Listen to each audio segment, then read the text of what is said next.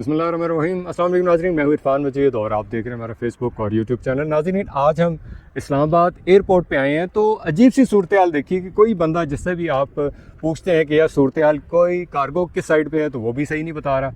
اگر آپ اس سے کچھ مزید معلومات لیتے ہیں تو اس کو بھی معلوم نہیں ہے۔ ایسے معلوم ہوتا ہے کہ جیسے ان پڑھوں کی ایک فوج اکٹھی کی ہوئی ہے، حالانکہ اتنی اہم جگہ جہاں پہ یہ لوگ پوسٹنگ ہے، جہاں پہ یہ لوگ کھڑے ہیں، ہونا تو یہ چاہیے تھا کہ یہ ٹیکنیکلی لوگ ہونے چاہیے اور یہ انفارمیشن سے بھرپور ہونا چاہیے کہ کون سی چیز کہاں پہ ملتی ہے۔ ناظرین، آج ہمارا یہاں پہ صرف اسی لیے یہاں پہ چکر لگا کہ ہمارے ایک دوست ہیں، وہ عمرہ کے لیے گئے جدہ سے۔ جب انہوں نے لاہور کے لیے اپنا سامان بک کروایا تو کمال کی بات ہے کہ وہ جدہ سے لاہور کی بجائے وہ یہاں پہ اسلام آباد میں آ گیا، اور پچھلے 15 دن سے جو یہاں کے جو کارگو ہیں، یہاں کا جو آفس ہے، وہ ان کو یہ کہہ رہا ہے کہ ہم یہ جو سامان ہے وہ لاہور نہیں بھیج سکتے، ہم جدہ بھیجیں گے، جدہ سے آپ کو واپس آئے گا۔ آپ سوچیں گے کہ یہ سسٹم اس طرح کی حرکتیں کیوں کر رہا ہے؟ صرف مال بٹورنے کے لیے، لوگوں کو بلیک میل کرنے کے لیے، لوگوں سے پیسے ہینٹنے کے لیے۔ اس کے علاوہ اس کا کوئی سروکار نہیں ہے۔ ہاں، اگر وہ دوست ہمارے اگر ان کو پیسے بھجوا دیتے تو یہ اسلام آباد سے لاہور جو ہے وہ اپنا کارگو سامان بھیج دیتے، لیکن آپ سوچتے ہوں گے یہ ایک شخص ہے جو سامنے آیا، جس کے ساتھ یہ واردات ہوئی ہے، کہ اس کو اس طرح ٹارچر کیا جا رہا ہے کہ وہاں سے ہم یہ کریں گے، ہم وہاں سے یہ کریں گے۔ ناظرین، اسلام آباد ایئرپورٹ کے اوپر اگر ایسی صورتحال بن جائے کہ کسی کا سامان جو ہے وہ کسی اور شہر میں چلا جائے تو یہ ایئرپورٹ اور کارگو کی جو ہے ان کی صوابدید ہے کہ وہ ان کو اپنے ڈیسٹینیشن پہ پہنچائیں۔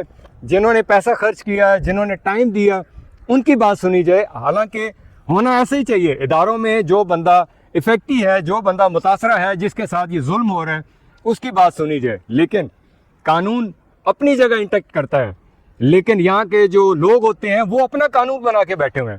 پچھلے دنوں ہمارے بہت سارے دوستوں نے ایئرپورٹ پہ جا کے ایک بڑے اسکینڈل کے اوپر بات کی کہ یہاں پہ اسمگلنگ جو ہے وہ کھلا ہو رہی ہے، اس کو روکنے والا کوئی نہیں ہے۔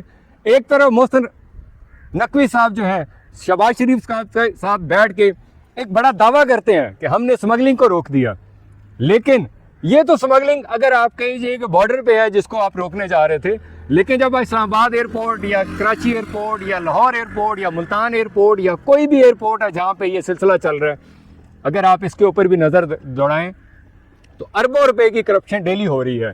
جو ٹیکسز، جو ریونیو جو ہے گورنمنٹ کو آنا چاہیے، لوگوں کی پاکٹس میں جا رہا ہے۔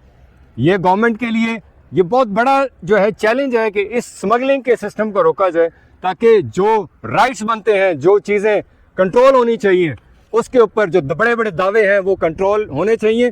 ان کے اوپر جو بڑے بڑی چیزیں جن کے اوپر باتیں کی جا رہی ہیں، آخر سسٹم میں کیا ویکنیسز ہے، کیا وجوہات ہیں، کیا ایسی چیزیں ہیں جس کی وجہ سے یہ لوگ جو ہے اس قابل نہیں رہ گئے کہ آپ اداروں کو اس طرح چلا سکیں۔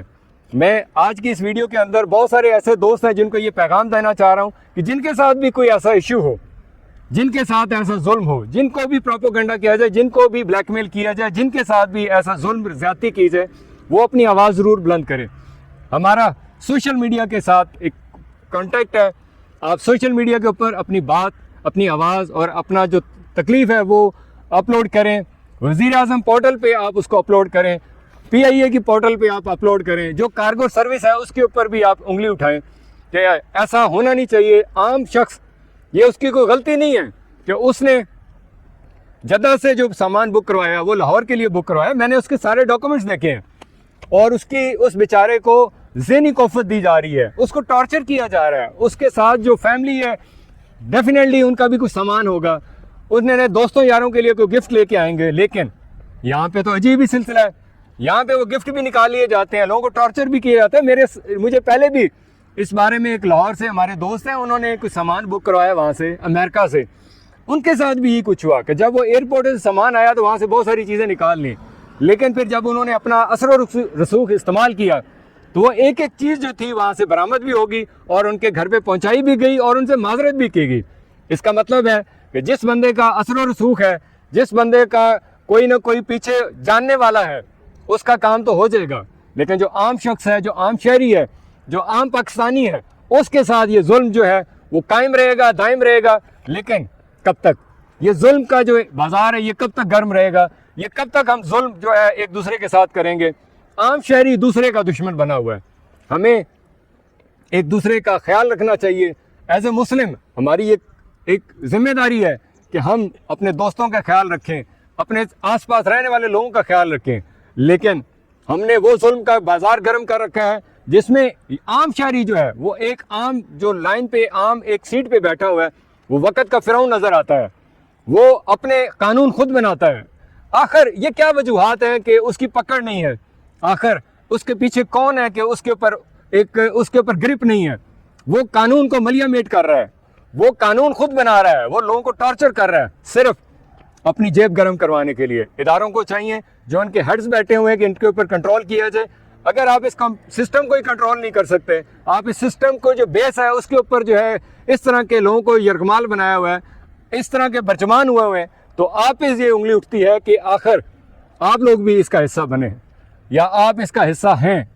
تو میری آپ سے بھی ریکویسٹ ہے کہ ان لوگوں کے ساتھ زیادتی نہ کی جائے جو لوگ اس ملک کے لیے باہر جاتے ہیں, وہاں پہ جابز کرتے ہیں, ریونیو پاکستان میں آتا ہے اور وہ پاکستان کا ریونیو جو ہے مختلف جگہ پہ استعمال ہوتا ہے. آخر پاکستان کے پاس اور ہے بھی کیا رہ گیا؟